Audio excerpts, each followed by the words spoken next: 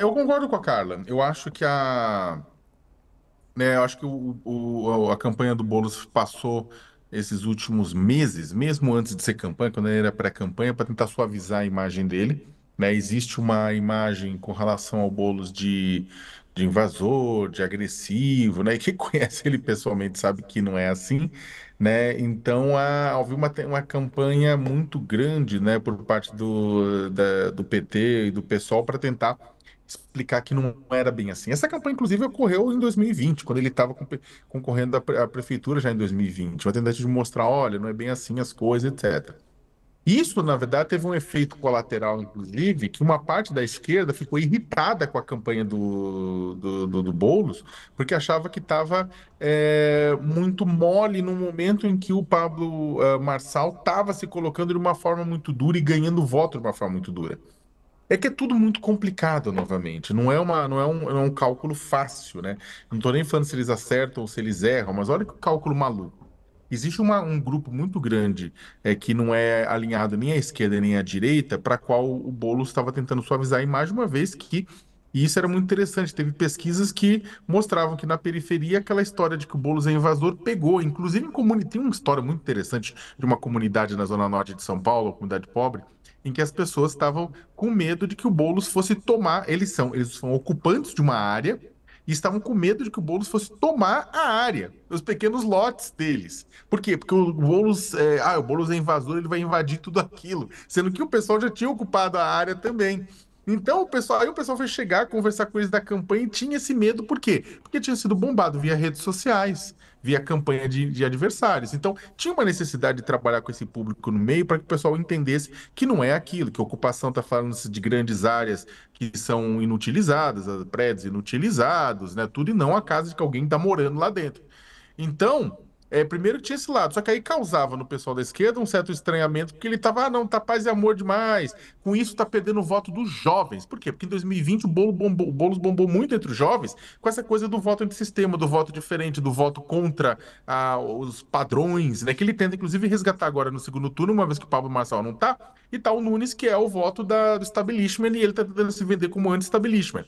Então, é complicado, porque olha, aí você tem que, na verdade, pegar o voto dos jovens, subir uma oitava no discurso, mas ao mesmo tempo que você sobe a oitava no discurso, você pode perder o voto do pessoal da classe média baixa, que é refratário a esse tipo de discurso, e ao mesmo tempo tem um voto da própria esquerda, que a esquerda vai votar nele de qualquer jeito, mas é que o quanto essa esquerda fica à vontade de ir pra rua, né?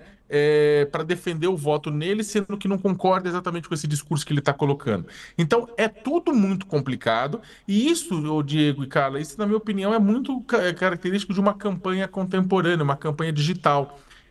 Candidatos acabam tendo que fazer diferentes discursos para diferentes públicos. Para cada um dos públicos, não vou mentir, mas cada um dos públicos eles vão mirar um discurso diferente, né? Muitas vezes os discursos vão acabar estreando um com o outro, mas ele não pode mentir, mas vai acabar produzindo um discurso diferente.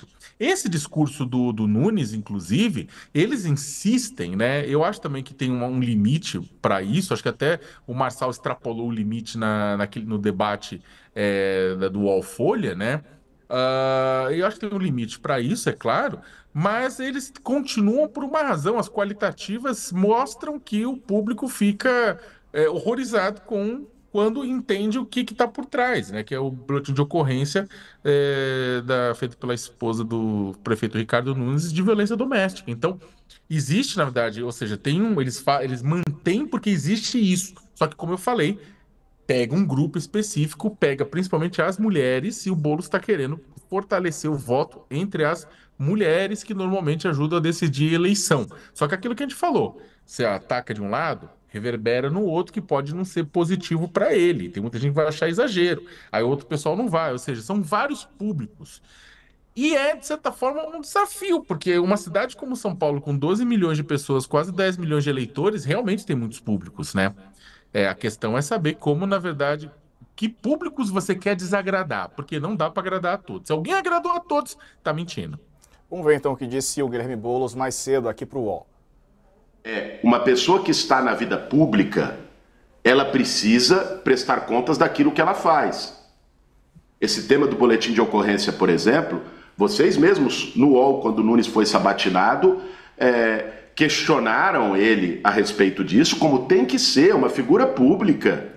São Paulo precisa saber se está votando num prefeito que tem ou não tem um boletim de ocorrência de violência contra a mulher. Isso é grave. Isso não é uma questão pessoal. Isso não é um ataque rebaixado. Se o boletim fosse mentiroso, igual o laudo que o Pablo Marçal inventou sobre mim, é uma coisa. Agora o boletim é verdadeiro.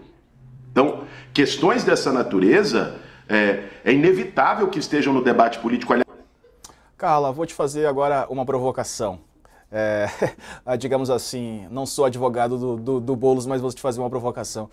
Porque, por exemplo, ao Boulos é imputado o rótulo de invasor, né, por conta do passado dele de integrante do movimento social, do movimento do sem-teto, né?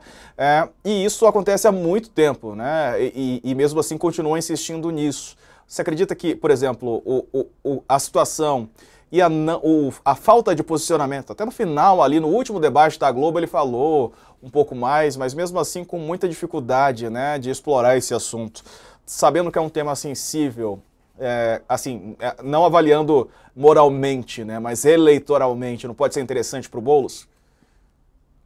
Então, eu acho que assim, pode, mas eu não sei o quão, como o Sakamoto colocou, são muitos públicos, né? Eu não sei quão eficiente será. Eu concordo quando o Boulos diz que ele, como alguém público, ele, prefeito no caso, tem que explicar. E eu também concordo que a demora dele em explicar, a resistência dele em explicar, aqui pra gente na primeira sabatina, ele mentiu, porque ele primeiro negou a existência do BO, que depois a gente fez matéria mostrando que que esse BO existia, e depois ele atribui ali a uma confusão e tal. Claro, ele tem que explicar. Talvez o Boulos pode. É isso. Eu acho que para alguma camada pode ter um efeito. Eu digo assim, de novo, eu acho que a violência contra a mulher ela tem que ser debatida. O caso específico é importante que ele posicione. Mas assim, é importante que se ele é um agressor de mulheres, que ele pague.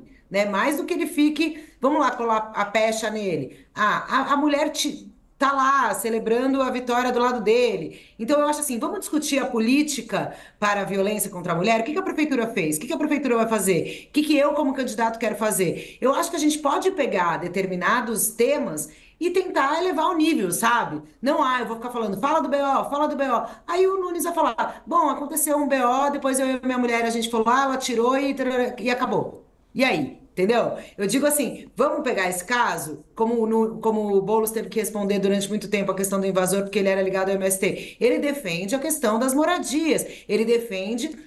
A gente tem no Brasil um dos maiores déficits habitacionais. É uma questão super importante. Então vamos lá, eu não sou um invasor, eu tenho tais e tais e tais propostas. E você, prefeito, tem quais? Sabe assim? Eu acho que se não, tudo bem, que eu entendo que até nós, aí eu tô falando isso para nós que vivemos de atrair a atenção do eleitor, do leitor, no caso, do leitor, do espectador. A gente sabe o quanto o peso de uma manchete é importante, a gente sabe que é. Só que você vai ficar batendo na mesma tecla e não vai evoluir, é isso que eu acho que não sei se vai ter tanto efeito, sabe?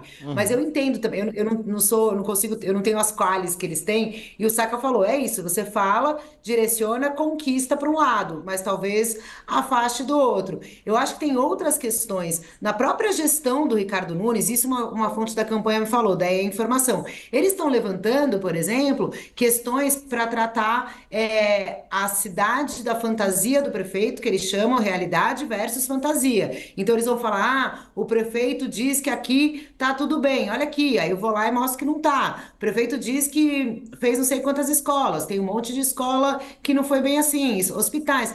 A campanha querer comparar o discurso do prefeito com a realidade do que está sendo na cidade, para mim, tem muito mais, teria, né, no voto do eleitor, mais eficiência do que você ficar insistindo na questão do BO, que a hora que o Nunes e os seus marqueteiros, o Diego, eu nunca, né, não trabalhamos daquele lado de lá, não somos marqueteiros, mas a hora que o marqueteiro achar uma resposta eficiente, acabou a pergunta, entendeu? Eu acho assim, acabou o desgaste, mas assim, ou não, entendeu? Tipo aquela coisa, Sim. tudo isso ou não. Eu realmente não sei. Eu só acho que quando eu vejo ele insistir nisso, não sei se é tão eficaz, mas aí é mais como eu disse, uma percepção minha mesmo, pessoal.